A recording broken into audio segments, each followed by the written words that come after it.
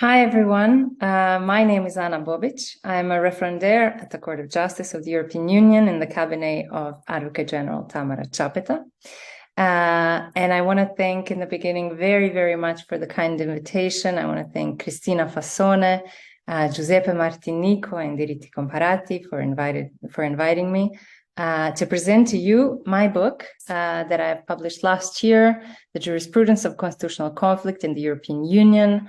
And so in this short video, I hope I will be able to concisely tell you what this book is about. So as the title says, this book looks at constitutional conflict and how it plays out in the jurisprudence of constitutional and Supreme Courts of member states and the Court of Justice. So basically what it is, it's a study of primacy of EU law. It looks at how primacy of EU law operates in reality, and does the jurisprudence of national, constitutional, and Supreme Courts support this concept as it is presented by the Court of Justice of the European Union. To do so, I have included in my analysis all constitutional and Supreme Courts of member states except Greece, the Netherlands, and Finland, because in those countries, there is in fact no single Supreme or Constitutional Courts that conducts constitutional review against the Constitution. So conflict couldn't actually arise in those countries. But save for the three, I've included and tried to find jurisprudence in all member states. And what this book actually shows is that constitutional conflict is a regular feature of EU law. And more or less all member states have, or their constitutional and Supreme Courts have imposed some limits to the principle of primacy of EU law. And what is really important to recognize at this point is that member states are very different. Their judicial and constitutional systems are heterogeneous. And so they respond and they responded to the requirements of the principle of primacy in different ways. To just give you the most basic example, of course, some member states have a centralized constitutional court, such as Germany, Italy, Croatia, where one constitutional court is tasked with constitutional review. Other member states have decentralized constitutional review. This means that all national courts can conduct a judicial review against the Constitution, but it is the Supreme Court that is on top of the hierarchy that has the final say. This is, for example, Denmark, Portugal,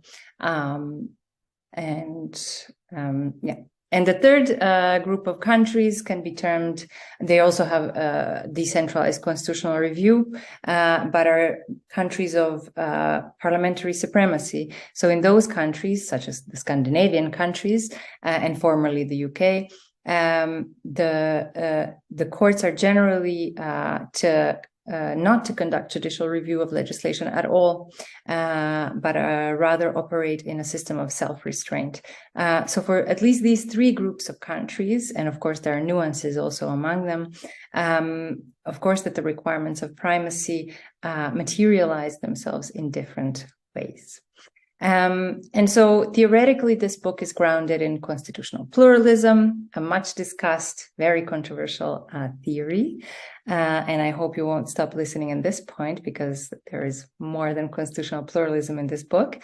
But generally, what I show in this book is that descriptively, constitutional pluralism explains actually what's going on in the European judicial space. So constitutional pluralism tells us that these courts operate in a system where they have parallel claims to ultimate authority. So constitutional courts of all member states that I've analyzed, in one way or another, claim ultimate authority to say what the law is within their territories. But in parallel, there is also the claim to ultimate authority by the Court of Justice. And it's inevitable that these claims to authority come into conflict and clash with one another. So in order to explain how these conflicts play out, constitutional pluralism tells us that these different courts, when they come into a situation of conflict, they employ the principle of sincere cooperation, they employ mutual respect, they employ a number of interpretative and procedural mechanisms in order to manage this conflict. Normatively, the constitutional pluralism tells us that Article 2 of the Treaty of the European Union contains a minimum substantive normative content that all member states agree to and all adhere to. And so beyond this, of course, there are reasonable disagreements on how we are supposed to interpret a certain value in a certain context of a particular case or of a particular piece of legislation that is under review. But overall, the minimum of Article 2 is something shared by all member states. And so what is important in this respect is that constitutional pluralism normatively also tells us that there are two types of conflicts that take place. The first and the predominant group of conflicts is constructive constitutional conflict. And it is good that constructive constitutional conflict takes place, because through this type of conflict, the courts that I'm analyzing are actually keeping each other in check.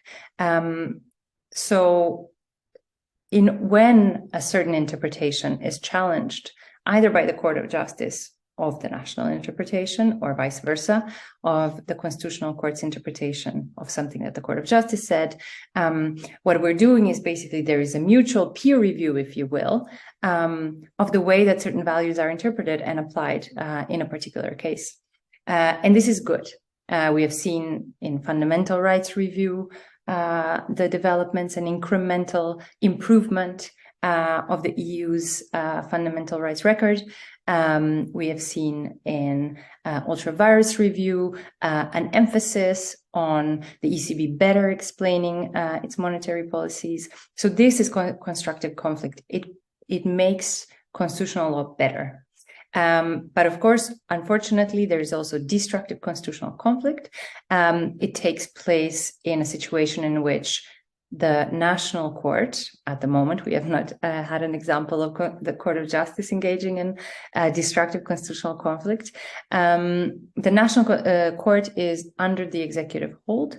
It is under the influence of the executive, and it is not conducting an interaction or an interpretation of the Constitution that abides by mutual respect, sincere cooperation, and a Euro-friendly interpretation, something that are the principles that guide the management of conflict among the courts that I've analyzed. And the final interesting thing about my book, I hope, that you will find it so, is the judicial triangle. So because there are many member states and there are there are three areas of judicial review in which they conflict. I will get to that in a minute. And these permanently change over time. I have shown through the use of a judicial triangle just as a visual aid that the power relations change in a hierarchical fashion. This means that any of the courts that is involved in the interaction can be at the top at a certain point in time, and their positions of power continually change over time. So in the triangle, we have the Constitutional or Supreme Court, the Court of Justice, and their power relationships vis-a-vis ordinary national courts. And so when we look at the three areas of review, these are ultra-virus review, identity review, and fundamental rights review.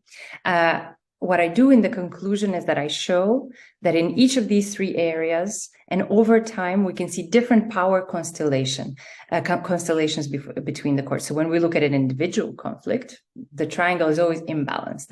It is always either the Court of Justice who has the advantage, or the National Constitutional Court that has an advantage.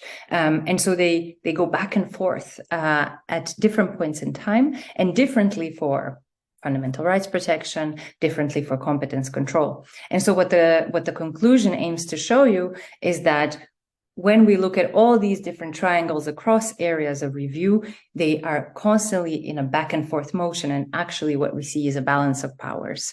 And so I argue that this is good. This is how it should be. We have a limited transfer of sovereignty to the EU level. We have the treaties that define clearly what the powers of the EU are. And then we have national constitutions that are still there, have not gone anywhere. And although the preliminary reference procedure the primacy of union law, the principle of uniformity and effectiveness of EU law, of course, places a certain demand on national judicial systems.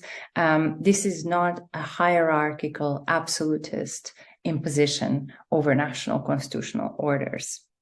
And I will close here because I don't want this video to last too long. I want to still leave some interest so you can read the book. I want to maybe add that the jurisprudence part of the book, so the first part of the book is theory of constitutional pluralism, but the largest part of the book is really the jurisprudence. So even if you're not interested in constitutional pluralism, I think it's really worth reading pages and pages and pages of what different member states do, what limits to the principle of primacy they impose, how they manage conflicts. I think it's a really rich amount of material to learn from. I think we sometimes as academics lose a bit of this outlook because some constitutional courts are so loud, so we focus all our attention on them. So I hope you will read the book. I hope you will find it interesting. I'm happy to discuss this further in any shape or form. And thank you very much again to Diritti Comparati for having me. Bye.